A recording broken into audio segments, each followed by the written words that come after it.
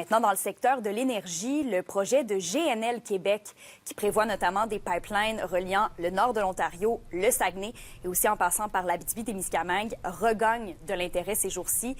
Félix, c'est quoi le discours sur le dossier présentement ici? Eh bien qu'Emilia, le projet reste hypothétique si on se fie aux réponses des politiciens interpellés. Toutefois, certains élus ne ferment pas tout à fait la porte à l'initiative, comme la ministre de l'Économie, de l'Innovation et de l'Énergie, Christine Fréchette, qui affirme que c'est un projet où l'acceptabilité sociale est au cœur du débat et que c'est aux Québécois de dire s'ils souhaitent un tel projet, tandis que le député de Rouyn-Noranda, Témiscamingue, Daniel Bernard, dit qu'il faut s'entraider entre les provinces pour le bénéfice de chacune. Reste à voir comment. Du côté fédéral, maintenant qu'Emilia, le député du Bloc québécois de l'Abitibi-Témiscamingue, Sébastien Lemire, est beaucoup plus ferme dans ses positions. Il désapprouve d'ailleurs le projet. On l'écoute. Le contexte d'incertitude qu'amène Donald Trump amène à toutes sortes de propositions. Puis souvent un peu du n'importe quoi. Ramener GNL, ce projet-là n'avait pas d'acceptabilité sociale, n'en aura pas encore plus. Évidemment, une région comme le Saguenay-Lac-Saint-Jean peut y voir des avantages. Nous, le projet de gazoduc qui crée une énorme cicatrice sur notre territoire nous donne aucun avantage, pratiquement même pas aucun job au niveau de la construction.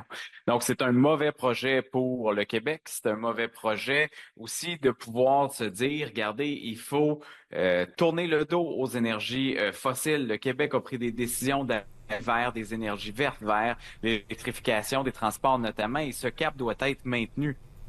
Et Félix, est-ce qu'il y a d'autres opposants à ce regain d'enthousiasme envers le projet?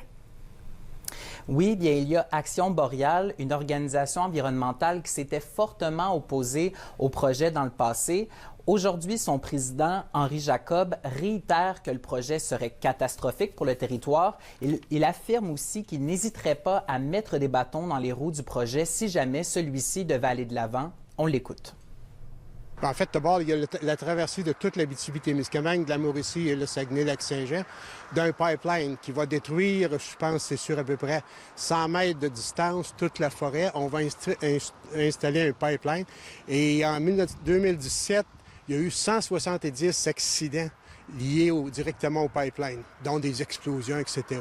Fait que c'est rien de sécuritaire. Mais c'est surtout, ça va être de traverser des territoires qui, présentement, sont encore assez vierges, qui va faire en sorte qu'on va enlever ça à la faune. On va créer des accès encore pour les motorisés, etc. En terminant, Emilia, je répète que le projet de GNL Québec, même s'il s'est fait entendre dans les derniers jours à Québec et à Ottawa, reste hypothétique, puisque celui-ci avait été forcé à l'arrêt après un rapport défavorable du BAP en juillet 2021 et qu'à l'heure où on se parle, il n'y a pas de réelle démarche pour remettre le projet sur les rails. On va suivre le tout. Merci, Félix. Je vous en prie.